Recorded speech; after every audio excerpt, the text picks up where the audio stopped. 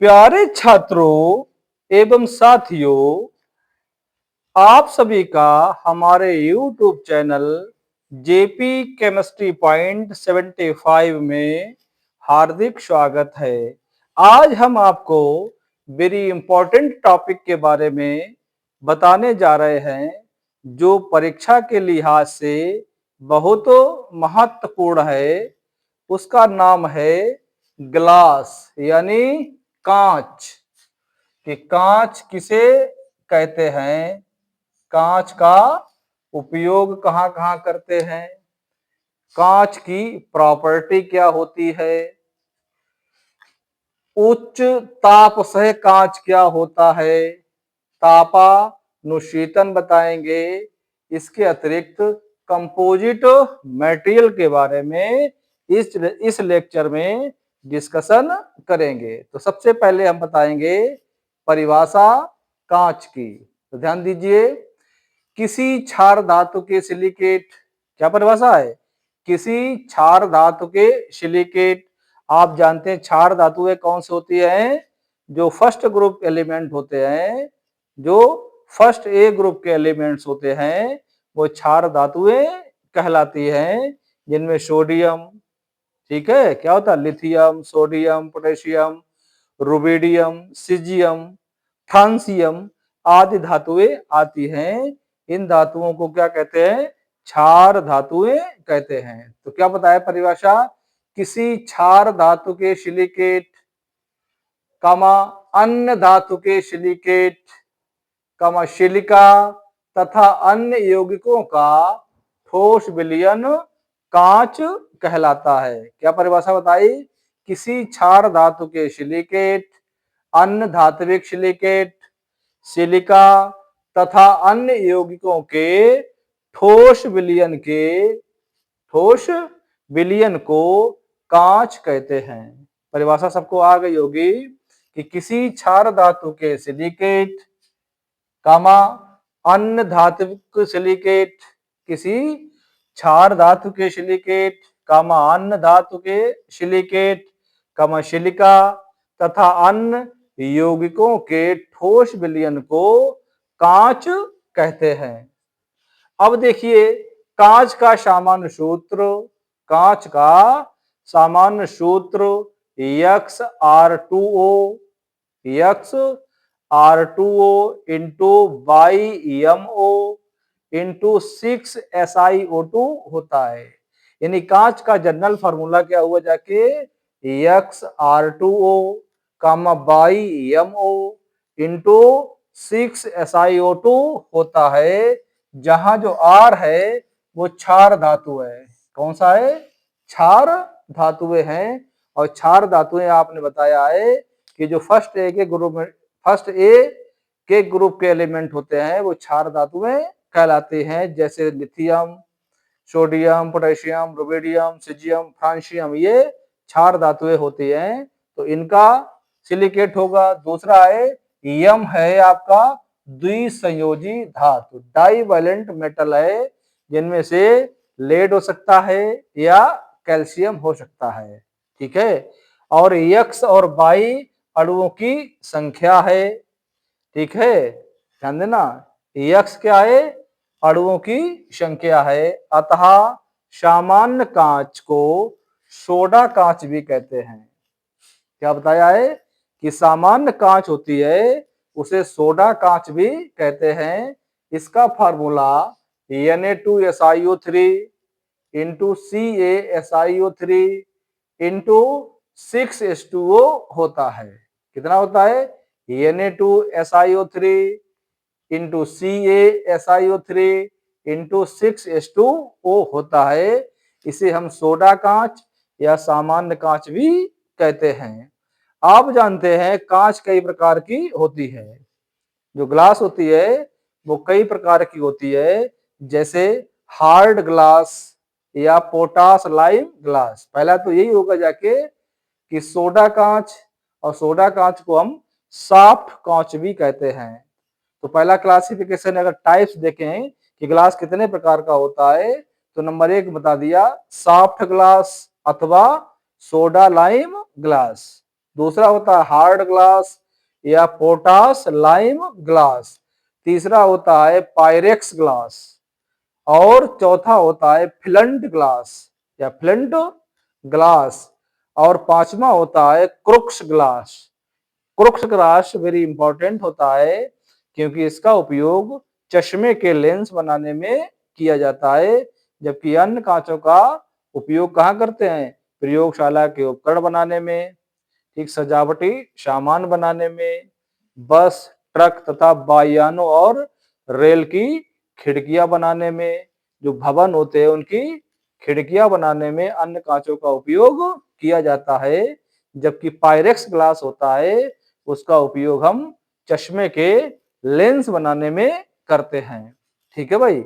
अब हम देखते तीन इंपॉर्टेंट टॉपिक इसमें हैं जो परीक्षा में आ सकते हैं।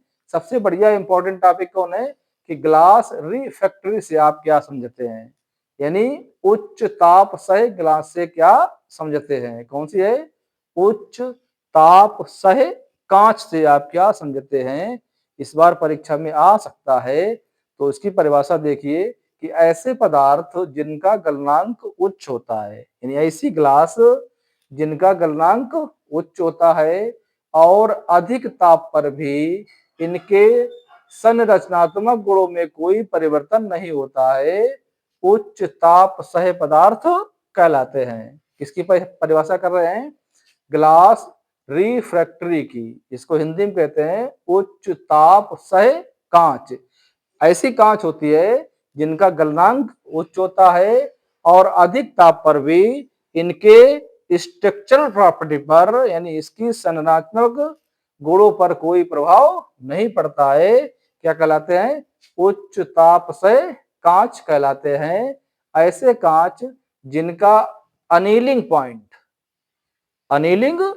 पॉइंट 700 डिग्री सेंटीग्रेड से अधिक होता है, क्या कहलाते हैं, उच्च ताप से कांच या ग्लास रिफ्रैक्टरी कहलाते हैं।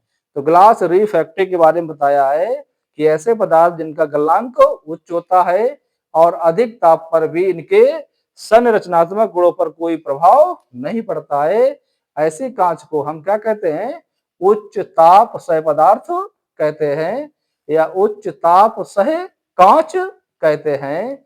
ऐसी कांच जिनका अनिलिंग पॉइंट, अनिलिंग माने हिंदी क्या होती है, तापानुशीतन, इसका अनिलिंग पॉइंट कितना होता है, 700 डिग्री सेंटीग्रेड से अधिक होता है। तो ऐसी ग्लास को हम क्या कहते हैं, ग्लास रिफ्रैक्टरी कहते हैं या उच्च ताप से कांच कहते हैं।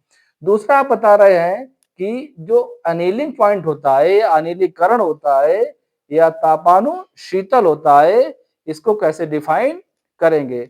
कई बार परीक्षा में पूछा जा चुका है, लेकिन इस बार भी पूछ सकते हैं कि अनिलिंग से आप क्या समझते हैं। तो आप जानते हैं कि भट्टी से प्राप्त द्रव कांच को, जो भट्टी से प्राप्त होता है कांच, उसका टेम्परेचर अधिक होता है। तो भट्टी से प्राप्त कांच को विभिन्न वस्तुओं का आकार दिया जाता है। भट्टी से प्राप्त कांच को क्या करेंगे, विभिन्न वस्तुओं को बनाने में किया जाता है। यदि कांच की वस्तुओं को शीघ्रता से ठंडा करते हैं, यदि कांच की वस्तुओं को शीघ्रता से ठंडा करते हैं तो वो चटक जाती हैं और चूर चूर हो जाती हैं। अगर कांच की वस्तुओं को शीघ्रता से ठंडा करते हैं तो वो चटक जाती हैं और चूर चूर हो जाती हैं। इसलिए कांच की वस्तुओं को धीरे धीरे गर्म करना चाहिए। कांच की वस्तुओं को धीरे धीरे गर्म करना चाहिए और धीरे धीरे गर्म करने की प्रक्रिया क्या कहलाती है, अनिलीकरण कहलाती है। कैसे परिभाषा की है अनिलीकरण की या एनिलिंग की, कैसे परिभाषा की कि भट्टी से प्राप्त लिक्विड ग्लास को विभिन्न प्रकार की वस्तुएं बनाने में किया जाता है। यदि कांच की वस्तुओं को शीघ्रता से ठंडा करते हैं तो वे चटक जाती हैं और चूर चूर हो जाती हैं, लेकिन यदि कांच की वस्तुओं को धीरे धीरे ठंडा करते हैं तो वो न चटकती है और ना टूटती है। अतः कांच की वस्तुओं को धीरे धीरे गर्म करने की प्रक्रिया को तापानुशीतन कहते हैं या अनिलिंग कहते हैं।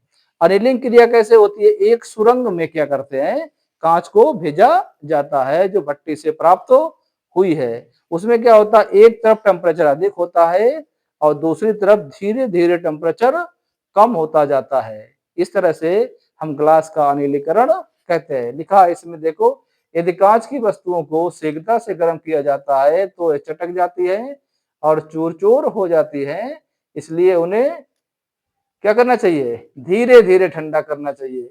इसलिए उन्हें धीरे धीरे ठंडा करना चाहिए और धीरे धीरे ठंडे करने की प्रक्रिया को तापानुशीतन या अनिलीकरण या अनिलिंग कहते हैं। तीसरा पॉइंट इसी में है, कंपोजिट मटेरियल।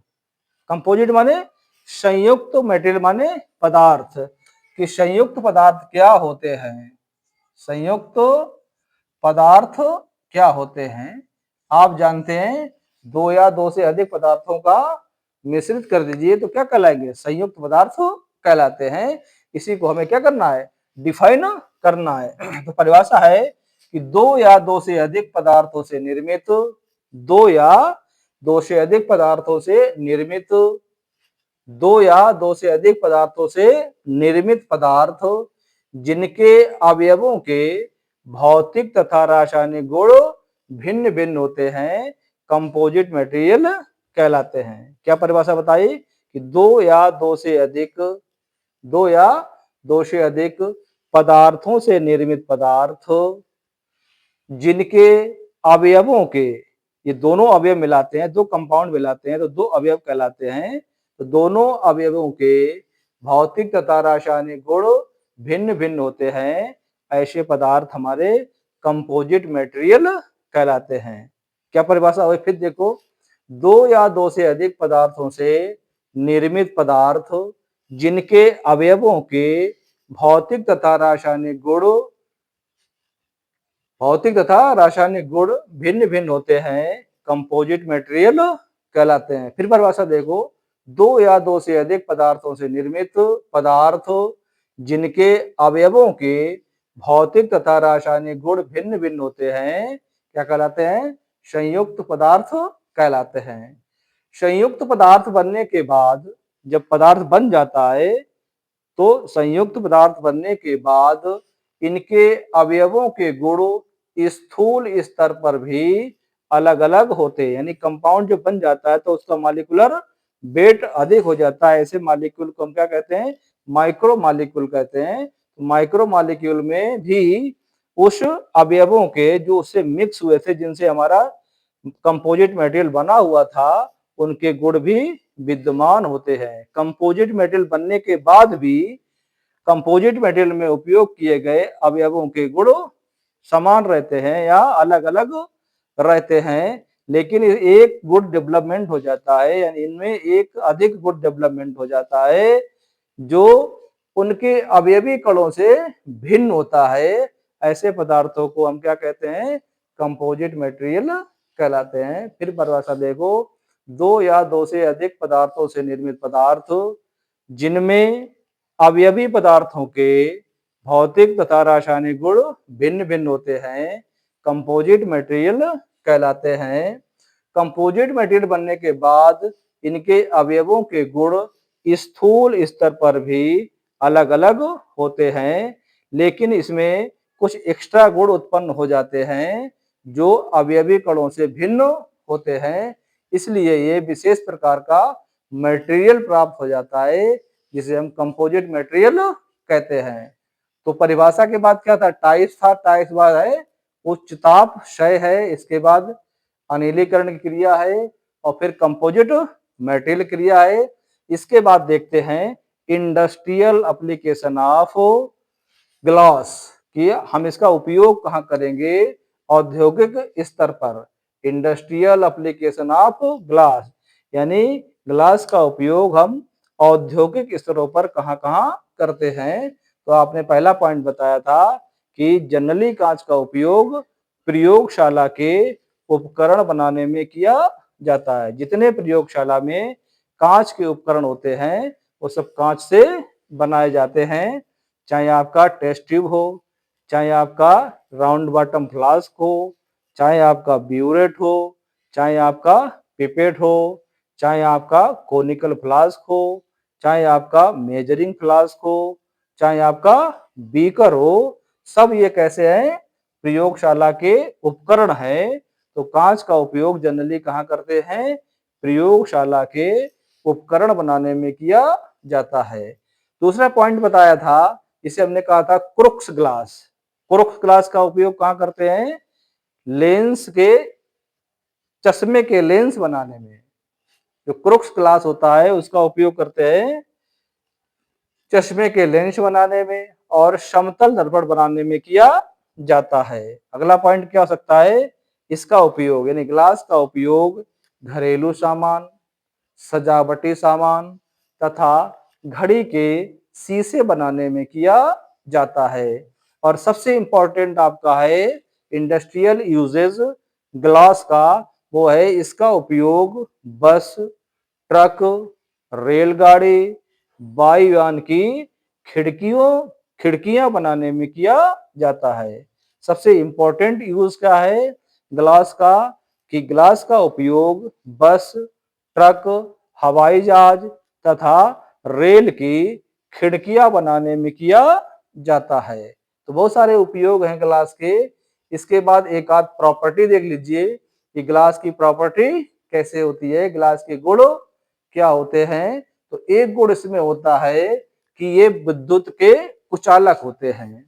कैसे होते हैं, इसमें इलेक्ट्रिसिटी प्रवाहित तो नहीं हो सकती है, यानी जो ग्लास होती है वो विद्युत की कुचालक होती है। तो पहला पॉइंट क्या हो गया जाके प्रॉपर्टी में, ग्लास जो होती है इलेक्ट्रिसिटी की नॉन कंडक्टर होती है, इसमें इलेक्ट्रिसिटी प्रवाहित तो नहीं हो सकती है।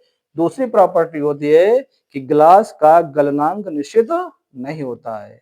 जो मेल्टिंग पॉइंट होता है ग्लास का वह निश्चित नहीं होता है। अगला पॉइंट होता है कि जो कांच होते हैं तो कैसे होते हैं, जनरली पारदर्शी होते हैं और ठोस मटेरियल हैं। कैसे हैं, जो कांच है वो पारदर्शी होता है और ठोस होता है। अब ध्यान दीजिए, जो ठोस है वो भी दो प्रकार के होते हैं, एक क्रिस्टलीय ठोस होता है और एक अक्रिस्टलीय ठोस होता है। तो अगला पॉइंट है कि जो ग्लास होता है वो अक्रिस्टलीय ठोस है। अक्रिस्टलीय ठोस की परिभाषा जानते ही आप हैं कि ऐसे सॉलिड जिनका अरेंजमेंट, जो मॉलिक्यूल्स होते हैं उनका अरेंजमेंट निश्चित नहीं होता है, जिसके कारण उनकी ज्योमेट्री निश्चित नहीं होती है, ऐसे ठोस कहलाते हैं, अक्रिस्टलीय ठोस कहलाते हैं। तो ग्लास कैसा होता है, एमॉर्फस सॉलिड होता है, अक्रिस्टलीय ठोस होता है। इसमें मॉलिक्यूल्स का अरेंजमेंट निश्चित नहीं होता है, जिसके कारण इसका स्ट्रक्चर होता है, ज्योमेट्री होती है, वो भी निश्चित नहीं होती है। और एक और पॉइंट है, ये अतिशीतित होती है, यह अतिशीतित होती है। तो इस लेक्चर में हमने आपको ग्लास के बारे में बता दिया, उसकी परिभाषा बता दी कि किसी क्षार धातु के सिलिकेट अन्य धात्विक सिलिकेट सिलिका तथा अन्य यौगिकों के ठोस विलयन को हम ग्लास कहते हैं। ग्लास का सामान्य सूत्र XR2O, BiMO, 6 SiO2 होता है, जहां R क्षार धातु है, M द्विसंयोजी धातु है, लेड हो सकता है, Ca हो सकता है तथा XY अणुओं की संख्या है। और जनरली सामान्य कांच को हम सोडा कांच कहते हैं, जनरली सामान्य कांच को सोडा कांच कहते हैं। इसका formula Na2SiO3 into CaSiO3 into 6H2O होता है। ठीक है भाई।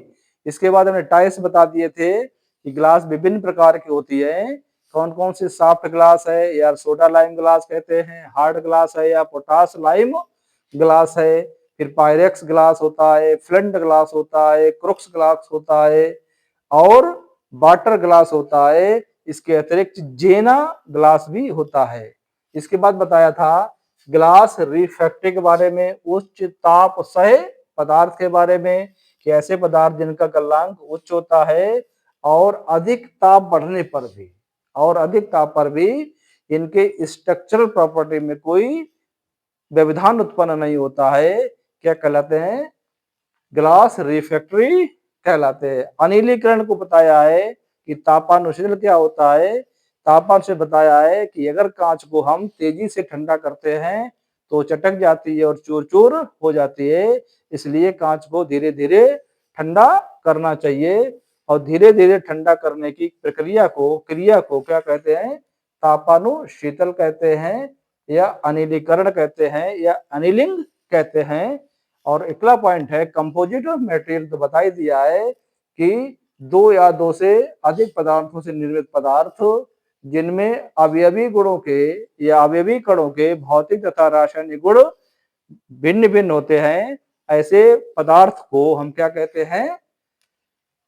कंपोजिट मटेरियल कहते हैं। तो ग्लास वेरी इंपॉर्टेंट है परीक्षा के लिहाज से, और इसमें कंपोजिट मटेरियल आ सकता है या एनिलीकरण आ सकता है या ग्लास रिफ्रैक्टरी आ सकता है। तो ये वेरी इंपॉर्टेंट है। तो भाई सब लोग पूरा वीडियो देखा करें और पूरा वीडियो को देखने के बाद लाइक भी कर दिया करें सभी लोग, ठीक है? और ज्यादा से ज्यादा वीडियो को शेयर करें। अगर कोई चीज समझ में नहीं आती है तो तुरंत कमेंट करें, आपकी समस्या का निदान किया जाएगा। ठीक है, थैंक यू।